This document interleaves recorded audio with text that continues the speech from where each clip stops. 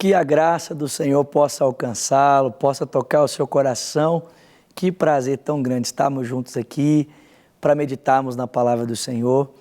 Espero que o seu coração esteja aberto nesse dia e haja expectativa em você a respeito daquilo que o Senhor deseja falar ao meu e ao seu coração. A Bíblia diz: filho meu, atenta para as minhas palavras, as minhas razões inclina os seus ouvidos, não a deixe apartar-se dos teus olhos, guarda-as no seu coração, porque elas são vida para aqueles que a acham e saúde para o seu corpo. Então, incline o seu coração, vamos juntos inclinarmos o nosso coração em direção à vontade do Senhor, a fim de que sejamos profundamente ministrados por Ele nesse dia para a glória do seu nome.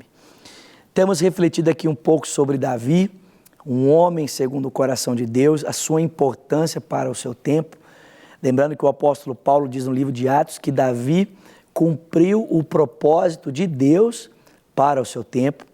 Sua importância, então, se destaca no Novo Testamento, tanto nas palavras de Paulo, como a sua própria importância na trajetória humana da pessoa do Senhor Jesus Cristo, mas também a sua importância se destaca no Antigo Testamento. Afinal de contas, Davi é um monarca brilhante para a sua nação, levando Israel a viver, grande parte das promessas que Deus havia predito, tanto a Abraão como a Isaac e a Jacó, de que tornaria Israel uma grande nação, tão numerosa como as estrelas do céu, como as areias da praia, e que a estabeleceria como grande potência econômica e política para o seu tempo. Essa palavra se cumpre, ela tem grande parte do seu cumprimento ali na vida, na trajetória pública da pessoa de Davi. Bom, vamos ler um texto aqui que nos ajuda aqui para a reflexão que temos para fazer no dia de hoje. Olha o que o texto diz, 1 Samuel 16, verso 14. O Espírito do Senhor se retirou de Saul, e o espírito maligno vindo da parte do Senhor o atormentava. Os oficiais de Saul lhe disseram: há um espírito maligno mandado por Deus que te atormenta. Que o nosso soberano mande esses seus servos procurar um homem que saiba tocar harpa.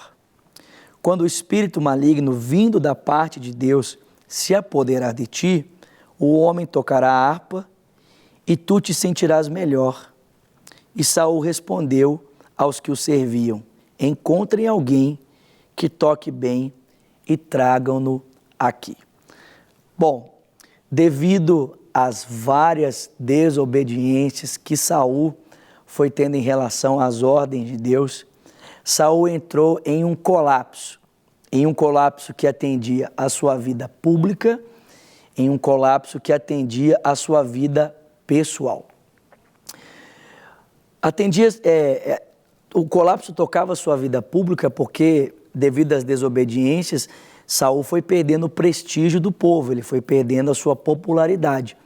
E tocava a sua vida pessoal porque, ao perceber que a sua popularidade diante do povo estava sendo reduzida por causa das suas constantes desobediências, Saul então entrou num conflito pessoal. O reino se tornou algo tão importante na sua trajetória, na sua vida, que ao perceber que o Senhor havia retirado o reino de suas mãos e havia entregado a um outro homem melhor do que ele, palavras que o texto nos diz ali em 1 Samuel capítulo 14, Saul entrou em um colapso pessoal. Para agravar esse colapso pessoal, essa crise pessoal e pública, o texto diz que ela também tinha um viés espiritual. Havia um espírito maligno enviado da parte do Senhor que o atormentava para que essa crise então se agravasse. A gente poderia dizer que era uma depressão na vida de Saul causada pela destruição da sua reputação pública, consequentemente sua reputação pessoal, mas uma crise depressiva que também tinha uma vertente espiritual, porque Deus estava por meio da ação de um espírito maligno oprimindo Saul. E de que forma Saul percebeu que poderia ser aliviado? O texto diz que os seus oficiais então disseram a ele: olha, rei, existe uma maneira de essa crise ser amenizada. E ela pode ser amenizada através de um homem que toque bem o seu instrumento, e quando esse homem então se pôr a tocar, esse espírito maligno da parte do Senhor que te atormenta se apartará de ti e você então terá as suas crises amenizadas por causa da boa condução desse homem. Quem é esse homem? Bom, esse homem é Davi.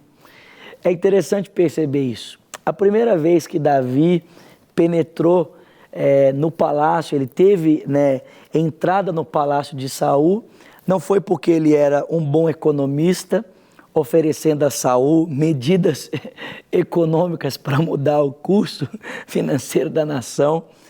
Davi não entrou a primeira vez no palácio porque ele era um bom engenheiro político, que oferecia medidas novas para que a reputação de Saul voltasse, e nem porque ele era um brilhante guerreiro que poderia auxiliar Saul de alguma forma em vitórias diante dos outros exércitos para que a sua popularidade voltasse a crescer. Não. O texto diz que a primeira vez que Davi entrou no palácio é porque ele era um bom músico e estava de alguma forma aliviando o rei nas suas crises pessoais, nas suas crises que envolviam um espírito maligno enviado da parte do Senhor. Eu poderia dizer que Deus estava usando um caminho totalmente diferente daquele que qualquer pessoa poderia imaginar para conduzir Davi em direção ao governo da nação, em direção à posse do trono da nação de Israel. Talvez você pensasse que Deus pudesse usar a estratégia econômica, política, a força de Davi para conduzi-lo. Não. Em primeiro lugar, o que Deus usou foi a capacidade de Davi de servir Saul nas suas crises pessoais através do seu instrumento. Eu te pergunto nesse dia, qual é o seu talento e a sua habilidade que menos tem para você importância? Talvez você olhe para algumas qualidades, algumas habilidades pessoais e você pense, isso aqui não tem vantagem alguma, isso aqui é um hobby, né? Isso aqui é algo que Deus não pode usar, talvez, para muita coisa na minha vida. Bom, eu posso trazer para você um testemunho pessoal e dizer que, às vezes, aquilo que a gente menos imagina é o que talvez Deus mais possa usar para glorificar o seu nome.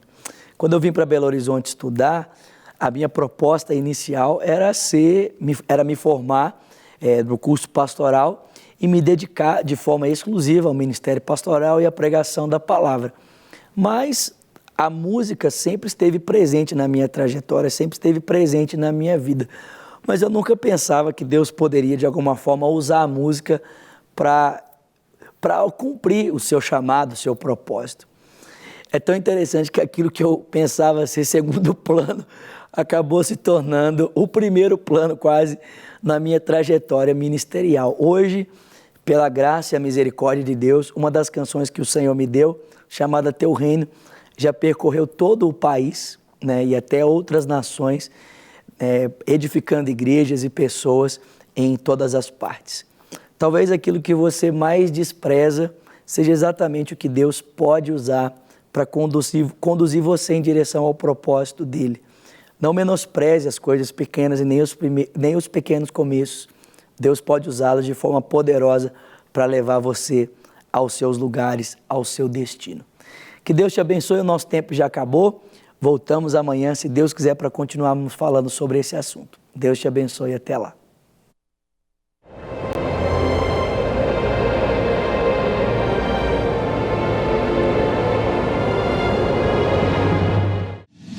Para receber todas as novidades do canal, inscreva-se e, se curtir o vídeo, clique em gostei.